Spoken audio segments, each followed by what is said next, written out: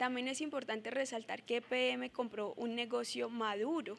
Me explico, era una empresa que ya llevaba 12 años funcionando, no es una empresa que acababa de empezar y que obviamente tocaba acreditarla y tocaba pues esperar que madurara el negocio. Ellos compran un negocio maduro. Entonces ellos centran toda su estrategia en que con el mercado no regulado, que es el que genera el 35% de los ingresos, que representa solamente el 20% del suministro de agua, y que este aporta el 60% a la EBITDA, que es la utilidad antes de impuestos, amortizaciones, depreciaciones e intereses, entonces es altamente lucrativo. Pero hay que aclarar algo, y es que al final de la concesión, EPM, por el mercado regulado, ¿no? ECONSA, que es la entidad estatal que asigna las concesiones y que las administra como tal, tendría que darle a EPM, reconocerle el valor de las inversiones en bienes muebles e inmuebles que EPM no se ha alcanzado a pagar a sí mismo vía tarifas. O sea, si tiene que construir nuevas plantas, el mantenimiento de esos activos y todo esto. Pero entonces eso pasa con el no regulado. El tema con el regulado. El tema con el no regulado es que la tarifa es mucho más alta, pero porque al final de la concesión EMCONSA no le reconoce un solo peso a EPM por los activos que falten por depreciar.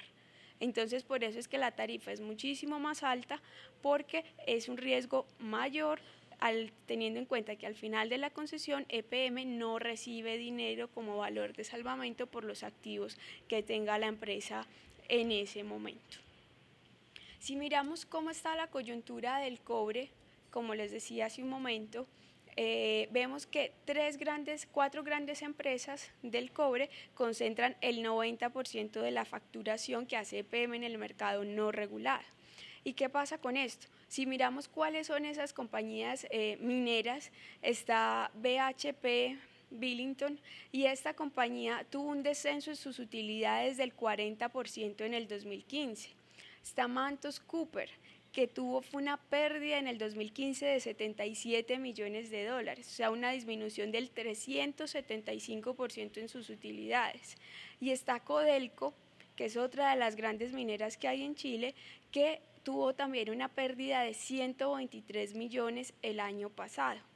Y esto da una variación negativa en sus utilidades de más del 1000%.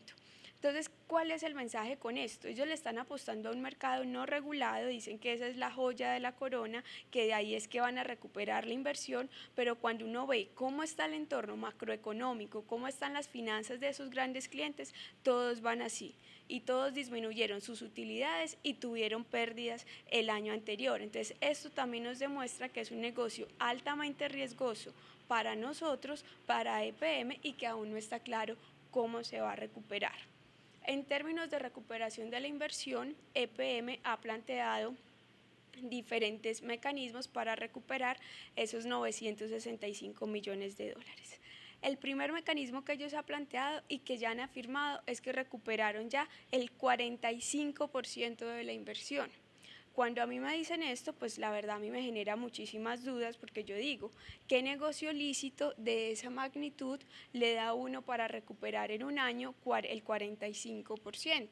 A mí me llamó muchísimo la atención, entonces yo muy inquieta empecé a indagar más sobre el tema.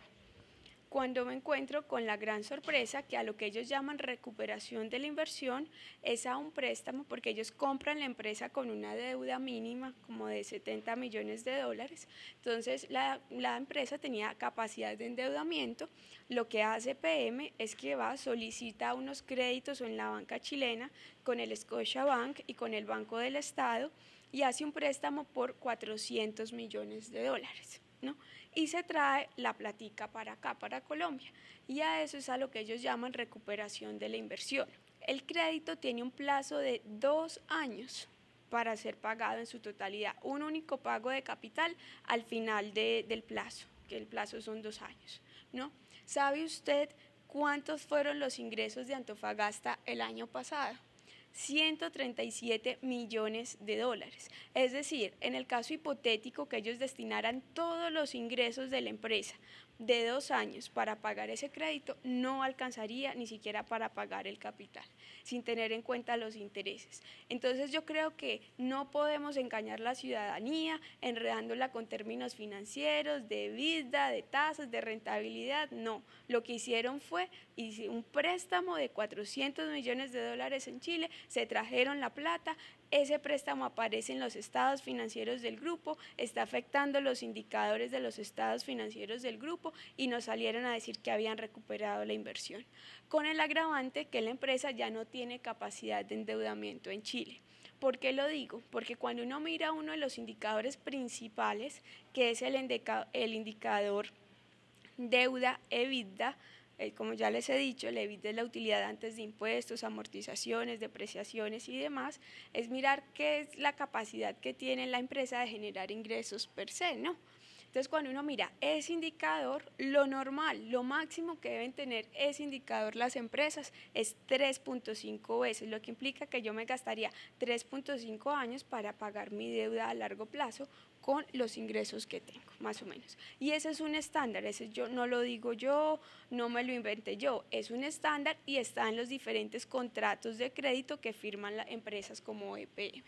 Y cuando uno va a ver cómo está ese indicador, para el caso específico de Antofagasta, encontramos que ese indicador está en el 5.7 veces, o sea, está muy por encima porque lo máximo debe ser 3.5 veces. Claro, y esto afecta todo el indicador del grupo EPM porque vemos que el indicador del grupo EPM consolidado está aproximadamente en 4.4. Entonces, esto es grave porque recordemos que a empresas como Telefónica y como la ETB le han bajado su calificación por tener este indicador por encima de 5.